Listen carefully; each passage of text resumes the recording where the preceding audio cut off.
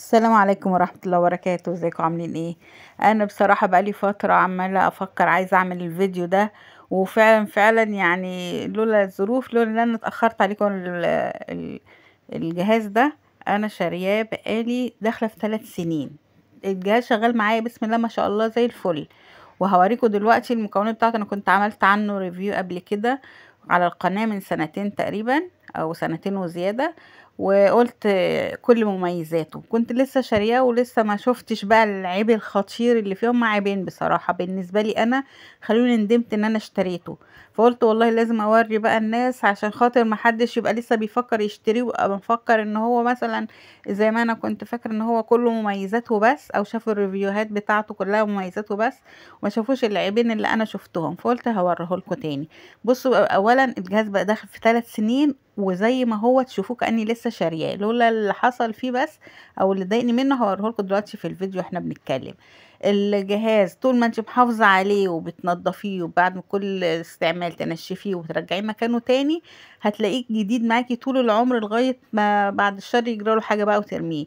الجهاز طبعا زي ما انتم شايفين كده له سرعات، شايفين من 1 ل5، والسرعة اللي انت عاوزاها تبدأي بالقليل وبعدين تفضلي تزودي وبعد كده ايه توصلي للتيربو اللي هو اعلى حاجة خالص، والاون والاوف التشغيل بتاعه. طريقة تركيب بقى القطع بتاعته، في عندي في اخر كل قطعة في حتة مدورة اهي وحتة على شكل معين كده ليها ايه اشكال مضلعات كده.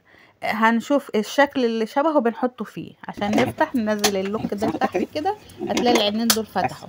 الدايرة نحطها عند الدايرة والتانية نحطها ايه في الجزء اللي شبهها، كل جزء له رسمة بتحطوا فيها. وما نيجي نطلعه نروح دايسين على الحتة اللي من فوق دي ونروح ايه شدين الاتنين مع بعض كده ومطلعينه. دي للعجين الخفيف. بصوا تحطوها بس كده تك، ما بتاخدش ايه اي حاجه، يا دوب تزقها كده تعمل تك تك تعرف ان هي ايه دخلت وثبتت. لكن لو ما تكتش تعرف ان هي لسه.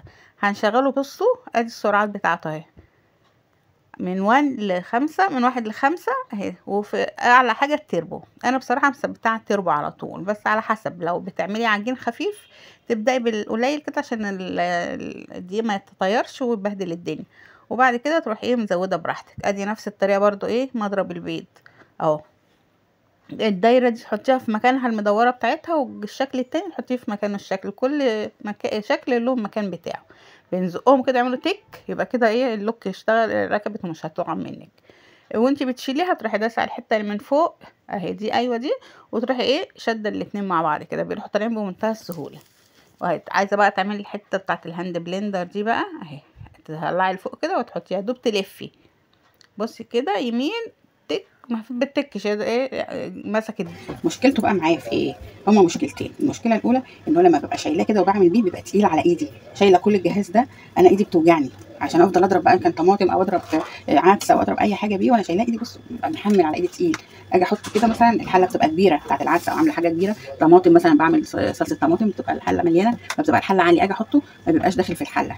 ده العيب التاني. العيب التالت بقى وهو اكتر حاجه زعلتني فيه ان المفروض ده يعني مثلا ده بتاع براون. بصوا الاول السرعات بتاعته قوي وجميل ما شاء الله صراحه يعني اهو. عايزين برضو نقلل ولا نزود من هنا برضو كده وندوس. شايفين اهو. انا مخليها على التربو على طول بصراحه. لما باجي اعمل بقى بيض او اجي اعمل كيلو سنتيم ببقى على ال1 2 وازود حبه حبه لغايه التربو. المشكله عندي بقى دلوقتي برضو نفس الطريقه، اما اجي اشيله ده بقى مش بندوس من هنا، لا بلفه كده برجعه كده عكس ما هو حطيته كده اهو اهو كده العكس واروح شايلاه كده اهو. شايفين اهو كده والف اهو خلاص كده ركب كده فك. بصوا بقى المشكله دلوقتي المفروض ده معمول هاند بلندر علشان خاطر الحاجات اللي احنا بنضربها على النار، ان كان مثلا صلصه، ان كان اي حاجه بنضربها عدس حاجه. دلوقتي انا عايزه مثلا بعمل بشاميل والبشاميل كلكع مني بروح حطاه فيها واروح ضرباها عشان خاطر يفك الايه البشاميل، يعني كل حاجه تبقى سخنه من الاخر. يعني ده المفروض يتحمل الحراره والسخونيه. بصوا انا جايباه بقاله كام سنه كتير بصراحه يعني، ومع ذلك زي ما شفت كده طلع من كرتونته ونحافظ عليه كله زي الفل وجديد وزي الفل، الا القطعه دي بصوا ساحت ازاي. شايفين من السخونيه ساحت ازاي؟ المفروض ده يعمل كده، اجي اعمله دلوقتي كله عامل كده. بصوا المفروض الخامه دي تكون اقوى من كده بكتير بكتير لانه غالي وماركه معروفه والمفروض ما يبقاش بالشكل ده. فانا بصراحه بعد ما جبته ندمت للحاجتين دول. اول ما بقى حاجه ان انا لما باجي اشيله اعمل بيه تقيل على ايدي بتوجعني كل شويه احطه واريح حبه وبعدين احطه تاني. غير لما يبقى الهاند بلندر لوحده كده تحطيه جوه الحاجه وتقعدي تضربي بس خفيف كده على ايدك، لكن الجهاز كله لما ابقى شايلاه كده وانا بعمل تقيل بصراحه، والحله بتبقى كبيره اجي اخلص واجي احطه كده ما بيتحطش، يبقى الحله عاليه عليه كده وهو مش عارفه احطه ازاي اريح ايدي عليه، ببقى سنده كده لا يقع يتكسر او اي حاجه. فالعيبين دول بصراحه خلوني ندمت ان انا جبت البراون ده، المفروض قطعتين في قطعه واحده، بس للاسف متعبه جدا وبوظت اهي، او مش بوظت يعني المفروض ما تعملش ما تسحش كده يعني، ده حاجه ماركه وحاجه معروفه، فده شيء زعلني بصراحه يعني. فانا لو هعيد الاختيار من اول وجديد مش هشتري الاثنين في واحد اللي هم البراون دول. وانا قلت لكم على خبرتي، وانا قلت لكم على اللي حصل معايا، وكلنا بنفيد بعض، وادي القطعه بتاعته الثانيه هي بنعمل فيها بقى كل اللي احنا عاوزينه. بصراحه جهاز في منتهى الجمال بيعيش وكل حاجه، بس هم العيبين دول بالنسبه لي انا زعلوني جدا وخلوني ندمت ان انا اشتريته. ولو فرض وجيت اختار من اول وجديد اشتري حاجه ثانيه انا مش هشتري قطعتين في قطعه واحده. فدي نصيحتي لكم، واللي شايف ان الحكايه تستاهل يعمل زيي وما يشتريهمش، ما يعملش زيي ويشتريهم، يشتري قطعتين بدل قطعه واحده. واللي مش فارق معايا انا قلت لكم على اللي حصل معايا. واشوفكم فيديو جديد على قناه حضرتنا كيتشن، والسلام عليكم ورحمه الله وبركاته.